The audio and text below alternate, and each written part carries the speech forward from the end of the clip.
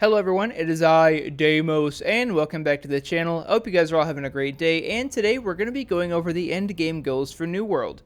The New World endgame isn't anything groundbreaking, but if you follow today's guide and set yourself some goals, you can really set yourself up for major success with some of the new systems and the systems already in place.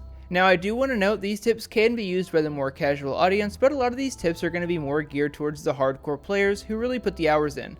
These are endgame goals and milestones to set after all, so of course they're going to take time, commitments, and effort. But with that little disclaimer out of the way, let's get right into it. Number 1 is going to be using your gypsum cooldowns. The gypsum system was an amazing introduction into New World. A reliable and targeted system to level the expertise of a weapon or armor slot of your choice is definitely something that is a welcome addition to the game. Gypsum is extremely easy to get, and even a few days can go a long way. My current route that I run every day is getting the 3 diamond gypsum from the Christmas trees, then I'll run the 2 OPRs needed for the 2 ruby gypsum, and then I'll teleport up to Eden Grove, grab a logging level parcel, and get my emerald gypsum. All of my armor is already 590, but like many others, my jewelry slots are lacking behind heavily, so that's what I use my gypsum on: earring, ring, and amulet leveling. Some days I'll run more routes to get other forms of gypsum, but other days I just want to chill and I'll only hit these 3 forms.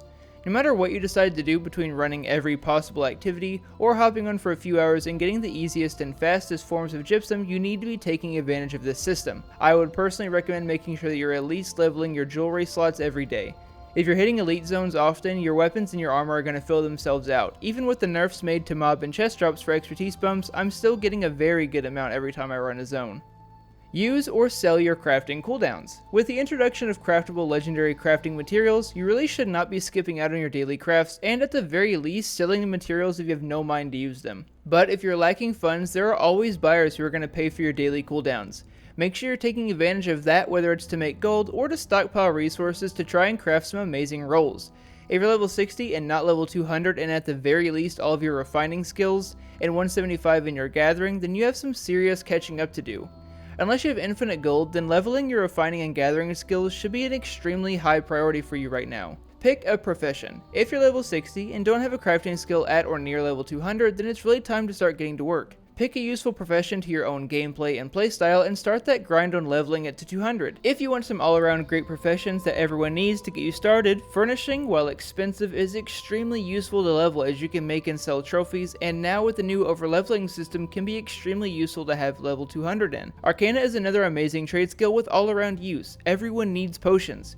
Coatings, wards, and tinctures are going to be even more useful than ever with the upcoming edition of Dungeon Mutations. Cooking is another amazing skill that everyone needs. The ability to craft attribute and trade boosting food is some of the best things to have in the endgame. Pick one of these that you like and get grinding. Time for trophies. At this point in the game, you should own 3 homes. You can be bougie and have 3 mansions, or a more accommodating style of a nice fancy home and then 2 cheap ones, or just 3 cheap homes. No matter how you decide to decorate and spend your gold, you need 3 houses. In the endgame, trophies are king, and it's time to get your trophy game up if you're slacking. In the endgame, trophies are king, and it's time to get your trophy game up if it's slacking. 3 basics for every enemy type and 3 minor loot lucks are the minimum. Some minor gathering trophies are great starters as well for some nice boosted gathering luck. The basic materials for every trophy type is extremely accessible on any budget, and there's nothing wrong with working towards them as you need them. Think of trophies as build optimizations. If you want to know more about trophies and build optimizations for enemies in New World, check out the playlist below for a full series on how to maximize damage to all the enemies of Aeternum. Farm chest routes. Hear me out. I know. I've been playing New World since launch, and I've been level 60 since probably week 3. I know how painful this step is, and this is the only one that I'm going to give you a pass on, but realistically, we can't leave this one out. You need to farm the chest. Not only are they a great source of revenue and trophy components, but they're really good for leveling your expertise as well. There are hundreds of chest route guides that you can find on YouTube. I don't personally make them, but just type into the search bar, chests, New World, and you're going to find them. If that is a video that you want from me, let me know down below and I will get some out. But without farming chests, your gameplay will suffer or slow down quite a bit, especially if you're a crafter. If you're crafting and not running chests, you are really hurting yourself. We all know how extremely expensive these components are, and realistically, 99% of us just cannot afford to buy them outright. Farming chests is part of the end game, so just make sure you try and do at least one route every day. Run the elite zones daily. This tip actually has nothing to do with the last one, even though they do sound the same. This one involves killing the elite enemies and looting the elite chests for expertise bumps, furniture pieces, and hopefully legendaries. Sirens, Malevolence, Palace, Murkgard, Eternal Pools, and Scorched Mines are all elite zones that you are preferably hitting every day with as few people as possible, like one or at the most 2 groups. With the right gear and team lineup, every one of these zones can be done with 1 group. These zones are packed with named elite bosses and elite chests, and if you want to go a step further and maximize these zones, Sirens, Eternal Pools, and very close to Malevolence are arenas that give gypsum drops, but also give caches with great potential drops. Think of these zones as open world raids or dungeons with great loot to be had and a chance to test you and your team's gear and skill. The chests in these zones are on a 23-hour cooldown, so hitting them or at least some of them daily maximizes your gains in the highest level zones in the game.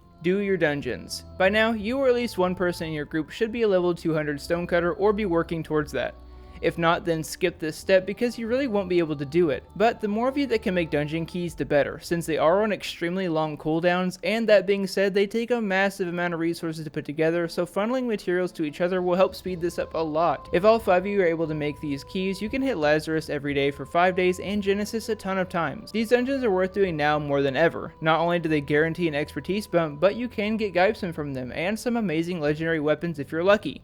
I wouldn't hop into these as a fresh 60, but if your expertise is relatively high and your build is solid, I would consider running these dungeons as often as you can or at least 1 time a day for that sweet gypsum. Play catch up. Level 60 is not the end of the game. In fact, as cliche as it sounds, I'd argue that this is where it really starts. This is the time to really experience the game, and odds are you're going to be lagging behind somewhere, whether it's crafting, gathering, refining, or all of them. Start filling in those gaps so you can be ready for the new content when it comes out and be ahead of the curve. Trust me, you will be glad that you did. I hope you all enjoyed and learned something. Leave a like if you did, and comment your own endgame tips and goals down below. The endgame of New World isn't really the best at the moment, so the purpose of this video was to provide some guidance to those who really don't know what to do to maximize their time. Sorry this took so long to get out. I've really been enjoying the New World patch and the new Tarkov wipe. I will try and get some videos out a little bit more consistently now that I've had my fun. I hope all of you have a great day, and I will see all you in the next one.